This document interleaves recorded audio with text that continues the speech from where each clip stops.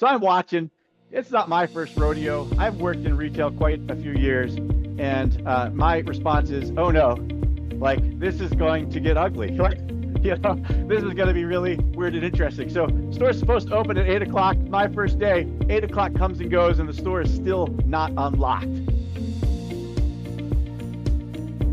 Welcome back. We are here. It is Thursday, and we just finished a conversation on values, and that came from a conversation on competencies. And are we asking the right questions inside of interviews to identify competencies that we need for the role, and then the values that we need to make sure that the person that we are hiring aligns with the corporate values that we want to present to our clients and obviously inside and with each other. And today, what we really wanted to get into here is, what is you ready for this? You're gonna love this. At least I love it. I don't know. Maybe I'm a little bit of a geek, right? What was your terrible, horrible, no good, very bad first day? So I'm going to talk a little bit about that, because as we're looking at bringing somebody on, we need to also look at what that first week is going to look like for them. What are we doing to make sure that we're welcoming our winners, and what does a bad first day look like? And so I'm going to tell you my baddest first day, my no good, terrible, very bad first day. I'm going to tell you this little story. And with that, it needs a little bit of a map. So sorry, Amanda, for being on the phone. If you can't see the map, you can kind of catch it up on the replay. I blocked out all the store names, and I won't give any names while I do this, but I will say that this was my first day. This location was over an hour from my house. And I am not one that likes to be late for a first day, especially I drive down. I don't know what traffic is going to look like. It's my first day. And so I end up parking right there. If you could see my little car, I threw my little name on there. I ended up parking a little bit up from the shop where that car is parked, caddy corner right there. I could watch the front door. Nobody's there yet. I get there over an hour early. I have a book. You can tell what year this must be because I had a book and I'm not looking at my phone, right? So I've got a book. I'm reading it in the parking lot. And as I'm sitting there, all of a sudden, a truck pulls up, a big loading truck. Now, if you can't see behind this store, there's no loading dock. It's just this little tiny alley between the two buildings. And so I'm watching, and the store's supposed to open an hour from now. This truck's there about an hour early, and nobody else has walked into the store yet. And gradually, bit by bit, cars show up, contractors show up, customers show up. You could tell people are like trying to wait to get into the building. You see that? That's the loading ramp right next to the truck. You could kind of see the size of it. Back when I worked there, the loading ramp was kept in that little side lot where all those extra cars are, that other arrow. And basically what somebody was going to have to do was grab that loading ramp with a forklift and pull it all the way around to this truck. And meanwhile, now we already have cars parked in front of where the loading ramp is supposed to go, because it's a really tiny parking lot, and nobody's obviously pulled up next to this truck in a place that they can't get out. So I'm watching. It's not my first rodeo. I've worked in retail quite a few years, and my response is, "Oh no, like this is going to get ugly." This is going to be really weird and interesting. So store's supposed to open at 8 o'clock. My first day, 8 o'clock comes and goes, and the store is still not unlocked. Okay. So meanwhile, again, this is, the wraparound for the truck is what that's supposed to look like. Meanwhile, finally, about 8:15, this manager shows up, pulling his hair out, unlocking the door. I get out of my car and slowly walk in, not sure what I'm about to walk into. And he's frustrated because his warehouse manager isn't there. His opener's not there. He had scheduled himself to come in and work with me on my first day, and nobody else is there. And so he's obviously irritated. He looks at me and he's like, "You're forklift certified. You've been in service for a while, right?" And I'm like, "Yeah." He's like, "Can you go unload this truck?" And I was like, "Are you kidding? The yard ramp's halfway wrapped around the building, and there's all these cars in the way. Like, I am not pulling a yard ramp around a 90-degree turn in a parking lot I'm not familiar with." I was like, "There's no way." He's like, "Okay, well, then you're going to have to help the customers and ring them up and load them up." And I was like, "What? My first day? I've never even used this POS. Are you kidding me?" And that's literally how the day went. I rang up my first sale in this particular location before I even filled out a single piece of paperwork. and ended up just running that whole day, doing working the sales floor and working with paperwork. No orientation was touched, no videos were watched, no introduction was given. I don't think I did any paperwork for that company until like my 4th day. Don't tell the feds, because they'd probably be a little upset. My I-9 wasn't completed on time. And the manager was great. The culture was not bad at this location, but they clearly were not ready for a new hire. They weren't ready to really, what I like to call, welcome our winners. And so, I said yesterday as the call was ending, if any of you all could think of, one of your worst first days ever, I would love to hear about it. And that's because the exercise that we're going to do here actually goes along with that in this next piece. So for those watching on LinkedIn and those watching on Facebook, if you haven't registered with us and you want to join with us live on a future day, check out bemoredaily.com, register with us, and we'll send you an invite to the Zoom that lets us do this live. In the meantime, who else has a tale of a first day that went bad? It could be a day that you worked, a day that you had new hires come in and everything didn't go right, or just a day where you realized that you were working somewhere and because of lack of organization, everything just kind of fell to poo. What do you got?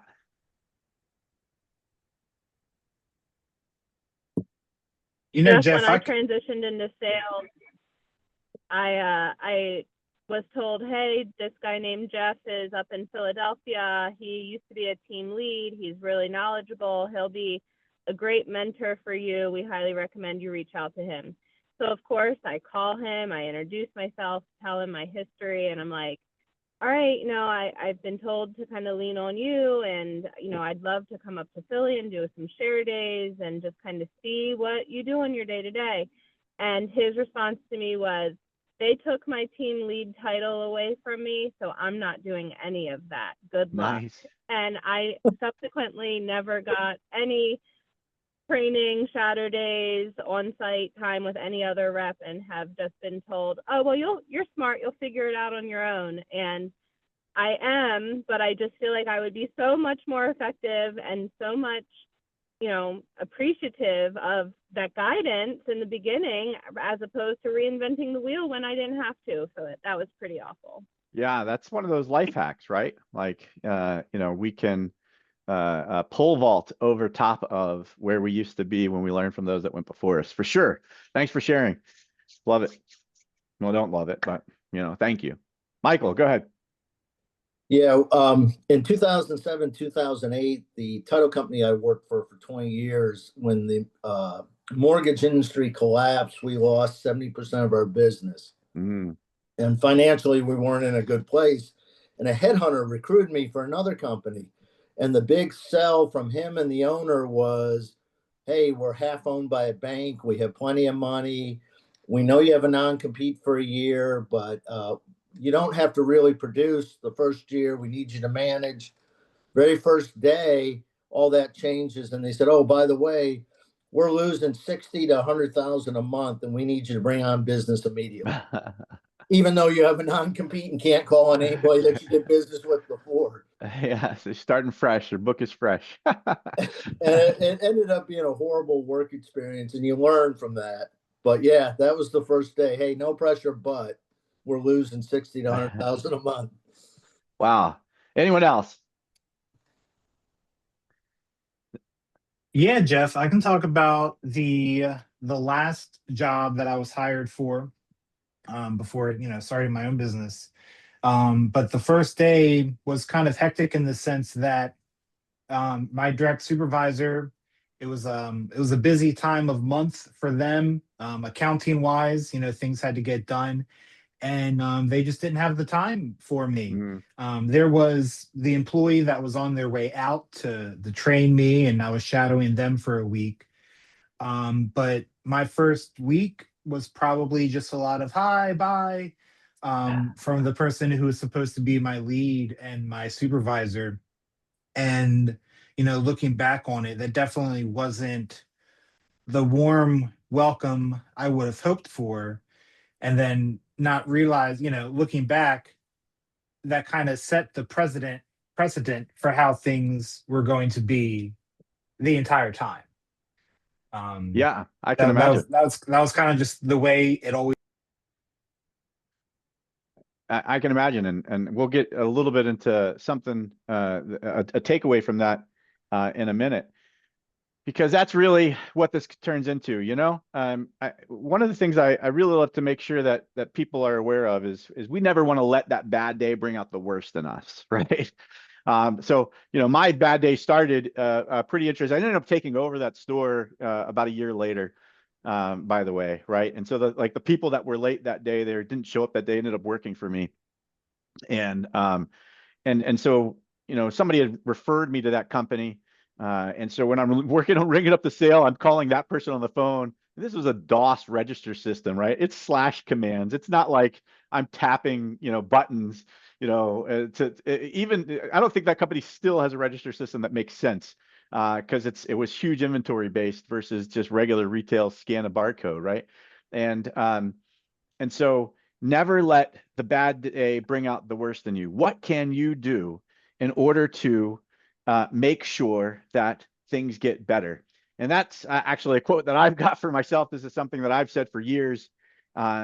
Every bad day has showed me the things that I know we can learn to do better, right?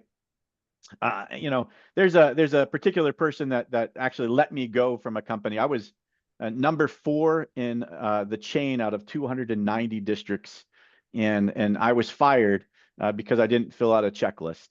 And that was a bad day, right?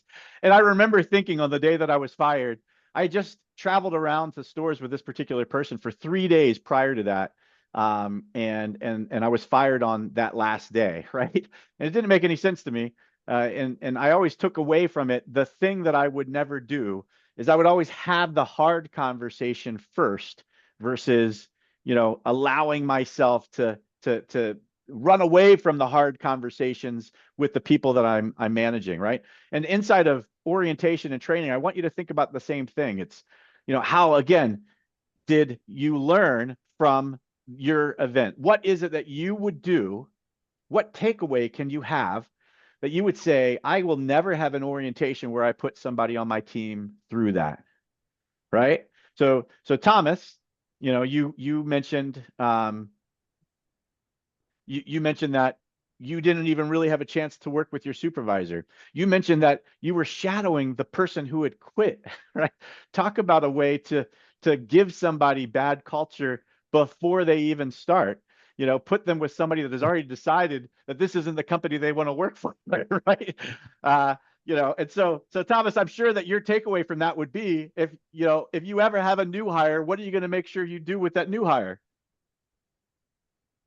Well, to be fair, the person that was on their way out, it was, you know, they knew going into the job, they were just there temporarily. They were actually leaving to go study abroad in Europe. So it wasn't that necessarily a bad of an exit. But yeah, the thing I take away from that is to, if you're going to bring someone on the team, no matter, I think anytime you bring someone on a team, it's an important decision, no matter if it's a dishwasher in the restaurant or you're hiring a new front of house manager.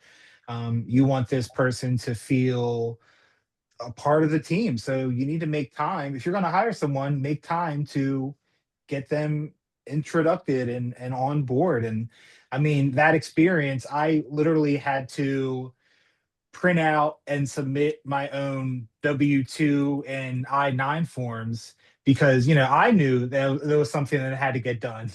Yeah, because for sure. I was a new hire. I knew that was important. So I had to take the initiative to like do that myself. And Michael, so you had somebody bring you in orientation style, and they told you some things that didn't turn out to be true. What was your takeaway?